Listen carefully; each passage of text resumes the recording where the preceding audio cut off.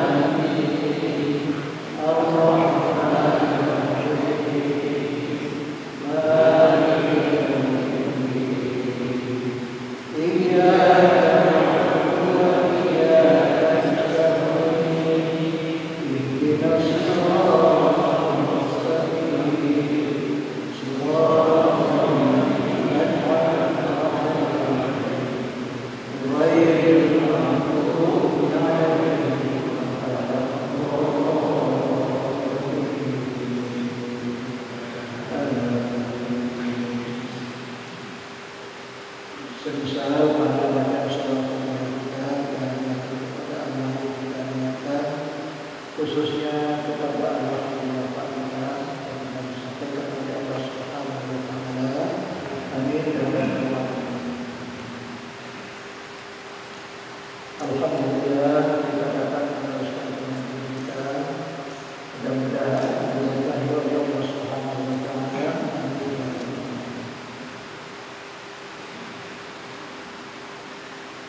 Jadi pengajian kita malam ini itu ulang daripada pengajian malam Senin yang lalu berhubungan untuk pemerataan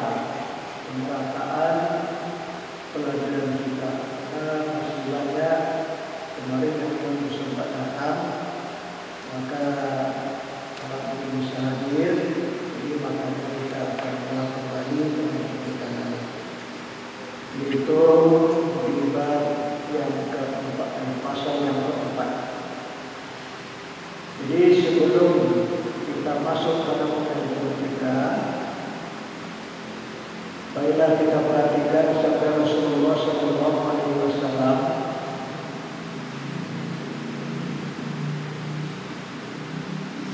Sabda Nabi sallallahu alaihi wasallam, baban minal ilmi yata'allamuhu rijalu khairul lahum minad dunya wa ma fiha. Artinya, satu bab kamu menuntut ilmu, satu bab bukan misalnya salat, itu satu bab. Satu bab kamu menuntut ilmu kata Rasulullah, yang kita pelajari akan dia oleh seseorang terlebih baik baginya daripada dunia dan barang yang di dalamnya. Satu bab kita menuntut ilmu itu lebih baik daripada dunia dan segala isinya. Gimana kira-kira itu ukurannya? Kalau kita buat ukuran dunia ini dengan segala isinya kita jual, banyak tak duit itu kira-kira kita jual. Dunia ini kita jual, segala isinya yang di dalam bumi, ada minyak, ada hitam, ada emas, lautan, gunung, ganang, ikan, binatang dijual. kemudian kita infakkan pada jalan Allah, disedekahkan. Banyak tak kira-kira pahalanya? Ya Allah, lebih baik atau lebih banyak pahalanya untuk yang satu bab saja. Rukun sembahyang berapa? 13. Yang pertama ini sudah dapat balik lebih baik daripada dunia dan segala isinya. Dan lagi sabda Nabi Sallallahu Alaihi Wasallam, kudur majlis alim, hadir di majlis taklim, itu hadir saja, duduk saja, dengar. Afdalun min sholatin alfin rakaat, lebih baik daripada sembahyang sunat 1000 rakaat. Ditambah dengan pahala dia alfin marid, menengok orang sakit 1000 orang. Ditambah lagi dengan pahala wa syuhudi alfi janazah, takziah kepada orang mati 1000 orang. Dikumpul pahala sembahyang sunat 1000 rakaat. Kemudian ditambah dengan pahala menengok orang sakit 1000. Ditambah lagi dengan ziarah orang meninggal 1000. Lebih afdal kalau mustaqim. Faqila ya Rasulullah, sahabat bertanya, ya Rasul, wa min qira'atil Quran, bagaimana kalau kami baca Quran? Kami tak tengok orang sakit, kami tak sembahyang, kami tak tengok orang meninggal, kami baca Quran terus, tapi tak pergi majelis taklim. Apa kata Rasulullah? Wahai yang faham Quran, tidak berfaedah kau baca Al-Quran dengan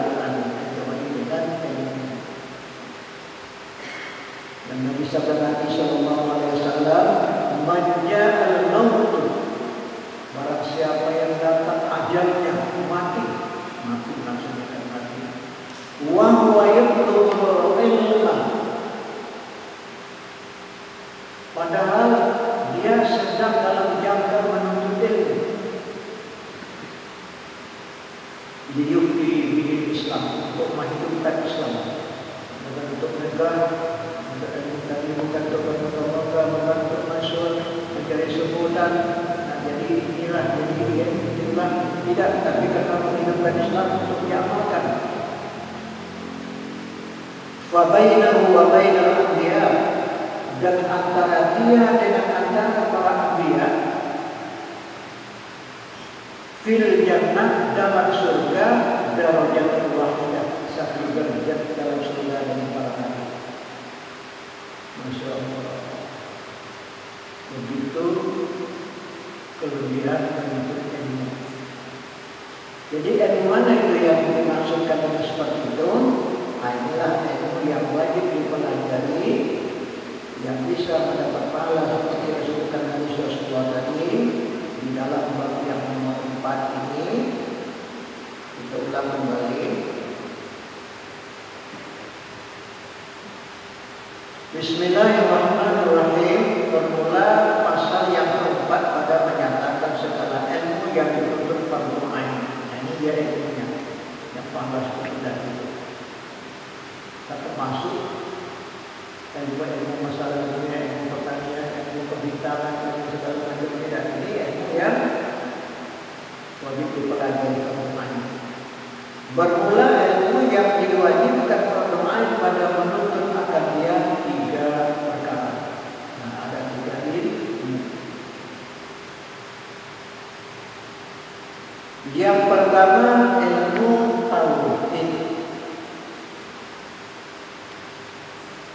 dinamakan juga ilmu usuluddin. Kemudian dinamakan pula ilmu akidah. Inilah ilmu tauhid. Jadi kalau disebut orang ilmu usuluddin itu juga. Kemudian disebut lagi ilmu akidah, itu juga. Jadi apa ilmu tauhid? Ilmu yang mengisahkan Allah, zat, sifat, af'al. Inilah yang paling diisahkan.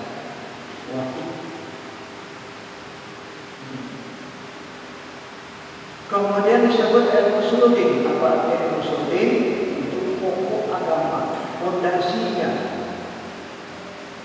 Kalau tauhid tidak selesai, akhirnya syirik, menyekutukan Allah, maka semua amalnya ditolak oleh Allah Subhanahu wa taala. Sehingga Allah mengatakan, kalau mati dalam menyekutukan Allah, kekal dalam neraka selama-lamanya. Yang ketiga ilmu akidah. Arti ilmu akidah yaitu kesimpulan keyakinan. Kesimpulan iman. Iman kita ini tidak bisa disimpulkan terhadap Allah seperti apanya kecuali dengan mempelajari ilmu tauhid. Kalau tidak ada tauhid tidak bisa disimpulkan. Contoh, rezeki dari Allah, yakin. Tapi sampai ujian sembuh, nah keputusan. Hilang duit, keputusan. Inilah kesimpulan iman itu belum tepat, tak kuat. Nah itu dinamakan ilmu akidah. Kemudian ilmu yang kedua yang bagi untuk pemain yaitu namanya ilmu syariat.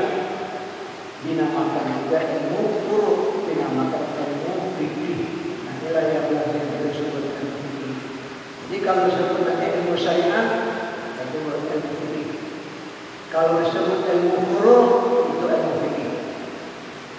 Kemudian yang ketiga ilmu batin. Nanti yang banyak namanya ilmu batin. Dinamakan juga ilmu suluk.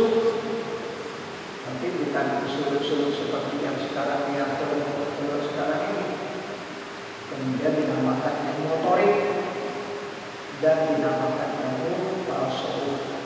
Inilah tiga ilmu yang bermain di dunia.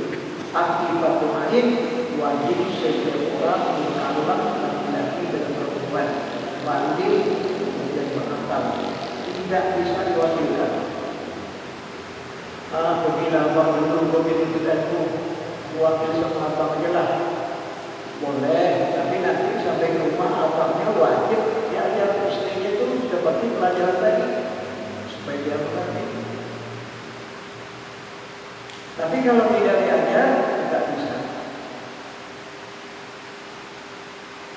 Abini begini, lagi tak bagi aku wakil aja lah begini. Tidak boleh diwakil bantu ayat. Wajib bermain. Inilah yang disebutkan oleh Rasulullah SAW. Talabul ilmi fardhatun 'ala kulli muslim. Artinya menuntut ilmu itu adalah fardu atas tiap-tiap kaum muslim. Adapun qadar yang wajib pada fardu ain. Adapun qadar yang wajib fardu ain pada menuntut ilmu tauhid yaitu sekira-kira menuntut ilmu yang diketahui dengan dia akan zat Allah. Mana ukurannya? Ukuran yang wajib untuk ilmu tauhid. Yang pertama, sekira-kira mengetahui tentang zat Allah. Apa belum zat Allah? Lah tahu belum zat Allah? Belum. Wajib dipelajari. Kemudian sesudah tahu zat Allah,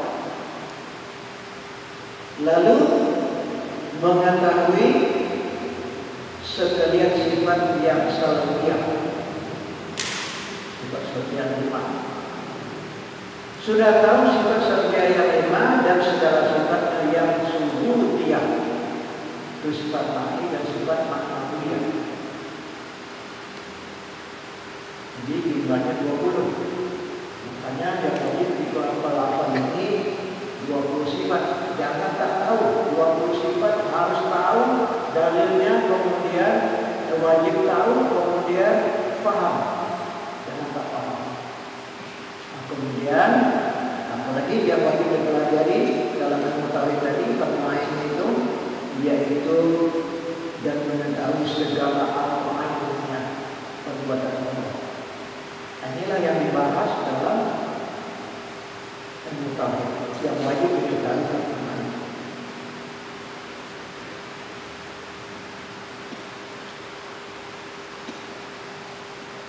Ketahui olehmu bahwasanya wajib atas tiap-tiap orang yang akal balik mengetahui keadaan zat Allah Ta'ala, mengetahui keadaan zat Allah Ta'ala.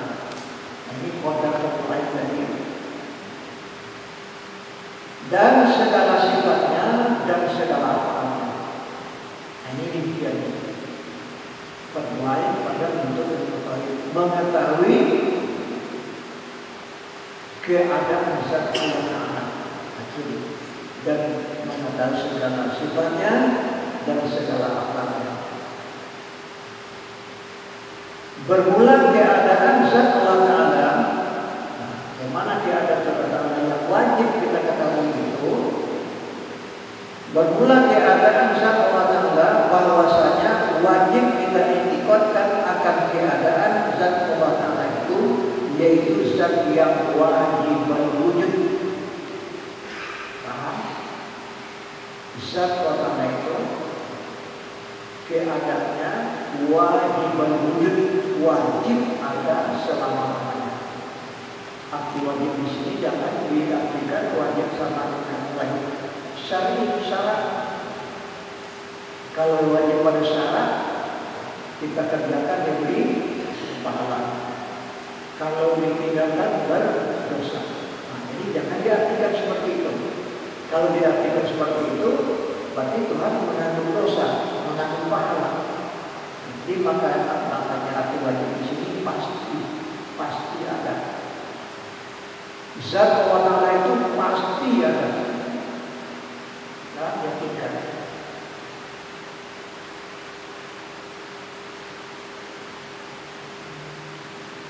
Yang mustahak bagi segala sifat kemalan.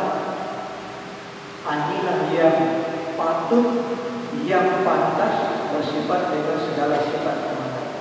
Jadi keadaan zat Allah itu wajib wujud, yang mustahak bersifat dengan segala sifat kemalan. Kemalan sempurna. Jadi makanya kata Rasulullah, apabila engkau memuji seseorang, berarti engkau menyembelih mereka, sama dengan disembelih orang. Karena nanti dengan pujian kita dia merasa sempurna, kan akibat dari pujian itu adalah kesempurnaan. Yang dipuji itu adalah kesempurnaan. Jadi akibatnya apabila kita memuji terhadap seseorang, dia merasa sempurna, sama dengan disembelih. Sudah merusak orang. Jadi oleh karenanya kalau seandainya kita dipuji orang, itu cepat ingat dalam pengajian kita selalu disampaikan, cepat ingat yang dipuji itu bukan kita. Yang dipuji itu adalah Allah Subhanahu wa Ta'ala. Apa yang dipuji orang sama kita? Pemurah misalnya. Bersifat pemurah, kita bersifat pemurah. Pemurah kita itu adalah turunnya dari Allah. Allah Ta'ala sayang kepada kita yang berangkat bersifat pemurah. Lalu dipuji. Cepat memandang yang dipujinya itu adalah Allah, bukan yang dipuji Allah. Kalau memandang kita yang dipuji, kita merasa sempurna, itulah sama dengan sudah disembelih, rusak, hancur kita. Nah ini. Tapi jangan orang yang tidak berbilang dipuji, kan? Tapi hati-hati bagi kita, inilah supaya kita itu ada majelis taklim, supaya kita tahu apapun bentuk pujian terhadap kita, semuanya itu adalah dari Allah Subhanahu wa Ta'ala. Inilah, jadi kalau kita tahu tidak salah. Inilah apapun yang terjadi, tetap kita mengatakan Allah Subhanahu wa Ta'ala yang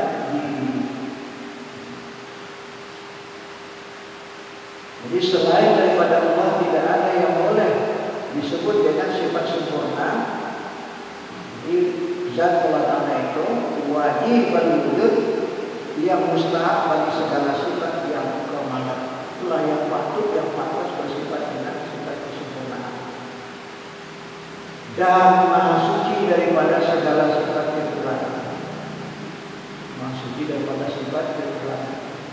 Jadi kekurangan itu seperti apa? Yang lawan dari sifat berpenuh itu adalah kekurangan. Kudrat artinya kuasa, lawannya lemah. Kalau Allah Ta'ala lemah, itu namanya kekurangan. Sami artinya mendengar. Kalau Allah Ta'ala itu buka, itu namanya kekurangan. Jadi ini yang pertama, wajib kita hakikatkan keadaan zat Allah Ta'ala itu wajib ada selama-lamanya. Bagaimana Allah Ta'ala? Inilah yang selalu kita sebut sampaikan dalam kajian yang aslinya kan. Bagaimana ada Allah Ta'ala? Allah Ta'ala itu ada Allah Ta'ala itu tidak dikatakan suatu kata dan tidak disebutkan dengan suatu sebab. Mungkin masih tidak dari masing-masing juga ya.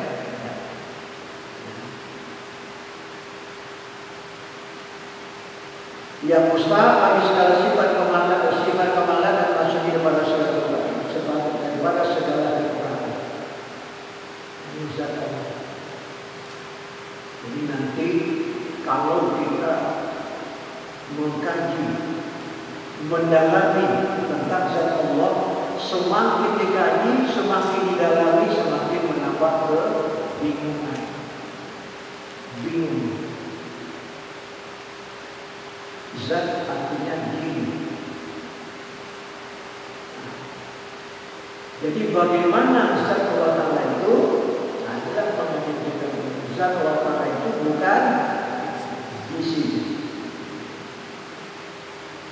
tidak betul, bukan diri, bukan benda yang bisa dipegang-pegang, itu diri kan? Kemudian bukan diwakili, bukan sesuatu yang halus yang tak bisa dibagi seperti debu, dan bukan juga latif, bukan sesuatu yang halus yang tak bisa ditangkap atau ditangkap seperti air, api, cahaya dan seumpamanya. Zat artinya zat Allah itu artinya diri. Allah Ta'ala punya diri, tapi seperti apa? Diri bukan, diri bukan, diri bukan, berarti pun bukan. Coba pikirkan, pikirkan dulu ya, pikirkan. Zat artinya diri, tapi bukan isi, bukan diri, bukan berdiri, bukan berarti. Bingung.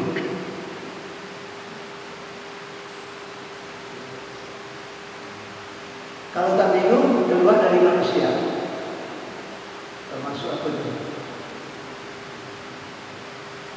Bukan secara kasarnya sapi kan? Kalau sapi tak bingung. Kalau manusia yang punya akal ini, setelah disampaikan dan Allah bukan jisim, bukan diri, bukan berdiri dan bukan berarti, dia akan kebingungan, dia bingung. Lalu wajib nanti kita ditinggalkan. Zat Allah Ta'ala itu tidak di kanan, berarti di kiri, tidak di kiri, berarti depan, tidak di depan, belakang, tidak di belakang, di atas, tidak di atas, dan tidak di bawah, di kanan tidak, di kiri tidak, di depan tidak, di belakang tidak, di atas tidak, di bawah tidak. Padahal Allah Ta'ala itu wujud. Bingung kan? Bingung. Tapi tak bingung. Bingung? Dia lah bingung. Seperti itu. Itulah tadi. Kalau yang manusia penyangka dia akan kebingungan. Tapi tidak masalah. Yang tak boleh stres.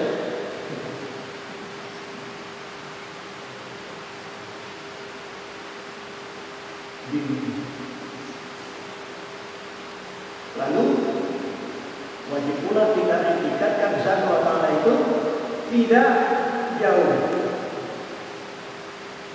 Berarti dekat, tidak dekat, tidak bermasa dan tidak dikandung oleh masa. Tidak di dalam sesuatu dan tidak sesuatu di dalamnya.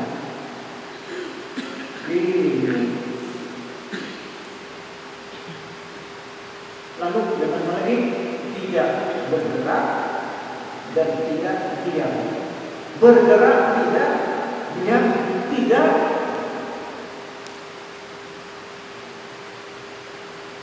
Bingung. Gimana ya? Inilah yang tak boleh. Gimana yang tak boleh? Jadi yang tidak boleh dipikirkan. Nah inilah karena Rasulullah mungkin dia tahu umatnya akan kebingungan tentang zat Allah ini, maka Rasulullah memberikan komentar, peringatan. La yatafakkaru fi dzatillah. Jangan engkau pikirkan zat Allah. Bingung boleh, dipikirkan jangan. Arti dipikirkan kita sudah bingung. Jadi gimana ya? Itu tidak boleh dipikirkan. Itu tidak boleh lagi. Sudah seperti kita bingung ya, biarlah nak bingung. Memang begitu.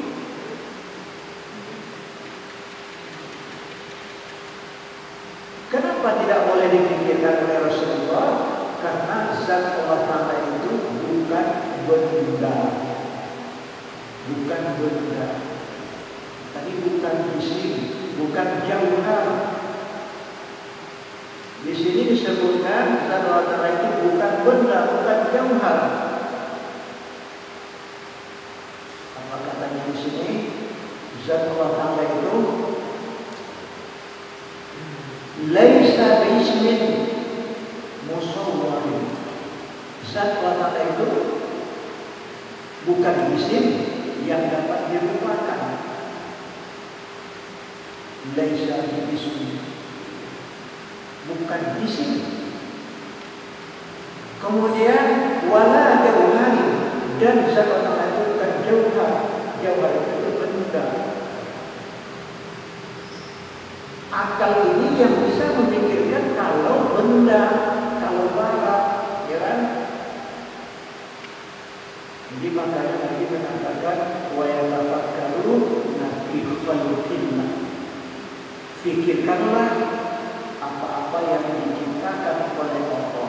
Nah, pikirkanlah. Akal kita hanya bisa berpikir tentang yang dijadikan oleh Allah. Karena yang dijadikan oleh Allah itu benda, barang. Biarlah benda halus, biarlah benda kasar, nyata, baik, tapi benda. Pikir manusia hanya berkisar terhadap benda. Kalau yang bukan benda, seperti zat Allah, itu di luar pemikiran manusia. Kalau sudah di luar pemikiran kita, nanti dipikirkan, itu yang stres. Kalau bingung, boleh. Tentu bingung. Tapi sudah bisa katakan bukan isim, bukan ini, bukan jual ini dan bukan jual lagi. Tidak di kanan, tidak di kiri, tidak di depan, tidak di belakang, tidak di atas, di bawah, tidak di bawah, tidak jauh, tidak dekat, tidak gerak, tidak diam, tidak bermasa dan tidak dikandung oleh masa. Tidak di dalam sesuatu dan tidak sesuatu di dalamnya. Inilah makna laisa kamitslihi syai'un. Tidak seumpama dengan sesuatu. Nah, makanya yang tidak seumpama ini jangan dipikirkan, cuma boleh diketahui. Bagaimana mengetahuinya? Ini seperti tadi. Paham? Ini fardu ain menuntut tentang al-mutabik kadar yang pertama. Yang pertama mengetahui tentang zat Allah. Nah, seperti itu. Jadi sehingga para ulama al-sufi, al-tauhid dalam kitab-kitab membuat misalnya contoh-contoh wujud alam ini seperti wujud bayang-bayang yang punya bayang-bayang. Tidak ada bayang-bayang kalau tidak yang punya bayang-bayang itu, yang punya itu adalah Allah. Kita ini adalah seperti bayang-bayang. Wujud kita mengandalkan tanda wujud Allah, tanda ada Allah. Macam-macam menurut ulama dalam kita menerangkan. Nah, biarlah diterangkan, tidak apa-apa. Biarlah seperti itu. Wujud kita ini adalah wujud, bukan wujud hati, wujud majazi. Yang hakikatnya kita ini bukan wujud. Nah, tidak ada. Yang ada adalah zat Allah. Begitu. Itu jangan sudah paham kan? Ini tentang zat Allah yang wajib kita iktifatkan. Kemudian baru mengetahui segala sifat-sifat Allah.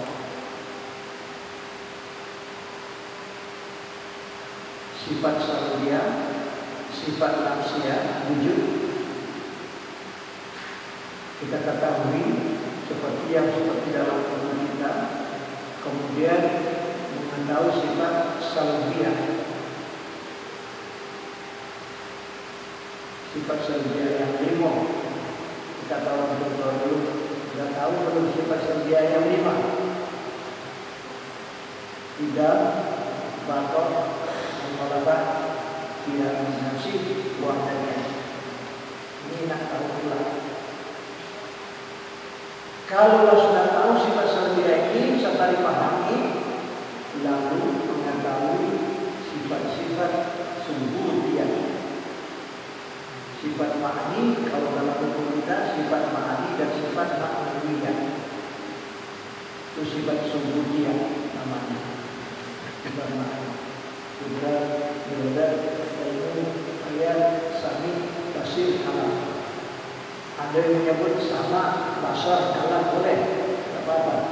Nanti kalau ada buku yang berbunyi sama, basar, kalam. Kalau kita sami, basir, kalam, artinya sama, tidak berbeda. Tapi jangan dibuat sama, kemudian kita basir pula. Kalau sama, basar, kalam. Begitu. Jangan dibuat sama, basir. Jangan begitu. Kalau sama, basar. Nah, itu urutan yang jalan. Kemudian kodirun. Nah, kalau nanti dijumpai kodiran, muridan, aliman, ayat, sami'an, basirat, dan aliman. Itu boleh, tidak salah, artinya sama. Kalau ada guru nanti seperti itu, nanti ikut aja lah. Yang tidak boleh kodiran, muridun, aliman, ayun. Nah, ini tidak boleh. Kalau kodiran, muridan, aliman, ayat itu. Nah, jangan sekejap kodiran, sekejap muridun, aliman, sekejap ayun. Nah, ini kalau aliman, ayat. Nah, paham kan? Jadi nanti kalau begitu jangan sampai ekonomi itu kita ini sama, kemana Ustaz kami salah, ini sami'an basirat. Nah, tidak boleh.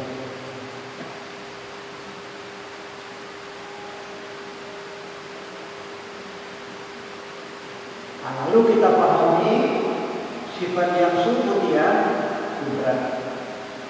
Kudrat artinya kuasa Allah. Nah, dipahami, jangan hanya sekedar menyebut. Kudrat artinya kuasa Allah, jangan gitu ya. Pahamkan sekali. Kudrat artinya kuasa Allah. Sampai pada dalilnya. Bagaimana kita katakan kuasa,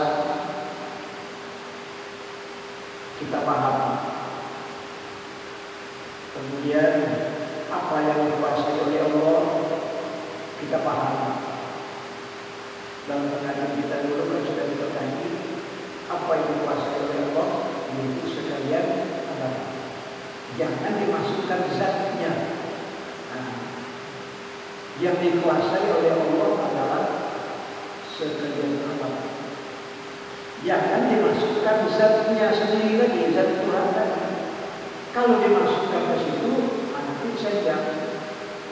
Apa saja? Kalau datang pertanyaan kepada kita, bisa Allah Ta'ala menjadikan zatnya seperti rupa manusia?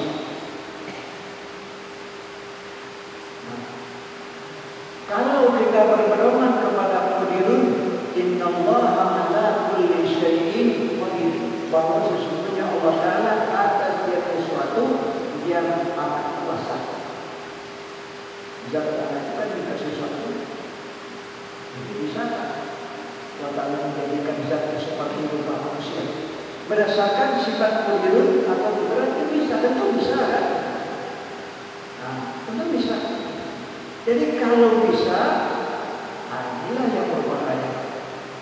Nanti waktu kita mau mati, datang iblis, datang setan, sesuai dengan kekuasaannya seperti itu. Kita bingung, minta ia pulang. Nah, itu sudah sesat itu. Tapi bisa dalam arti berubah seperti kita. Jadi makanya kekuasaan Allah Ta'ala itu dibatasi dengan sekalian. Kekuasaan Allah Ta'ala itu terhadap sekalian alam, bukan terhadap zatnya, keluar zatnya. Jadi artinya bisa kan? Allah Ta'ala menjadikan zatnya seperti rupa manusia, tidak.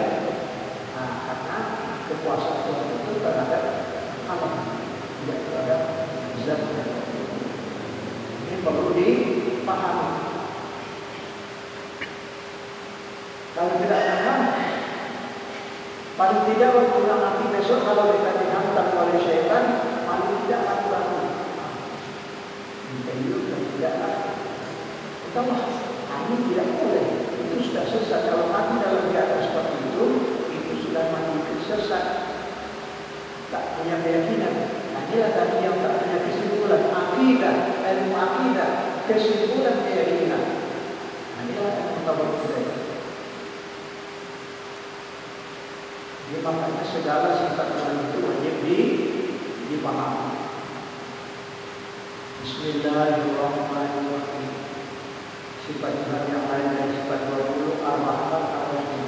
Kita wajib meyakini Allah Ta'ala itu bersifat Ar-Rahman, bersifat Ar-Rahim. Ar-Rahman artinya Maha Pengasih, Ar-Rahim Maha Penyayang. Kita tahu hanya sekedar arti Maha Pengasih dan Maha Penyayang. Tuhan Maha Pengasih dan Maha Penyayang, tapi tidak dipahami. Hanya cukup sampai di situ. Besok waktu bermati, datang iblis, datang setan. Karena godaan terakhir yang paling dahsyat dari iblis dan setan itu terhadap anak Adam di waktu sakaratul maut. Itu tak kami tahu dahsyat godaan. Disitulah kesempatan terakhir. Bagaimana supaya manusia itu mati dalam kekafiran, tanda iman. Jadi di saat itu, kalau ada yang namanya sakaratul maut, sakit mati. Semakin dekat kepada roh berpisah dengan jasad, semakin sakit, tambah sakit. Akhirnya kata iblis, kata setan, pulang. Tuhan engkau Maha Pengasih tak? Iya. Maha Penyayang tak? Iya. Bismillahirrahmanirrahim. Allah Maha Pengasih dan Maha Penyayang. Baik. Sekarang engkau dalam kesakitan sakaratul maut, dalam kelaparan, dalam kehausan. Ada riwayat menyatakan bagaimana perasaan lapar kita di saat sakaratul maut. Seandainya dikumpul seluruh makanan dalam dunia ini, tak cukup untuk dia sholat. Lapar tak terasa. Kalau dikumpul seluruh air di dunia ini, tak cukup untuk dia sholat. Begitu perasaan lapar terkadang itu sakaratul maut. Setan datang coba meminta kepada Tuhan yang Maha Pengasih.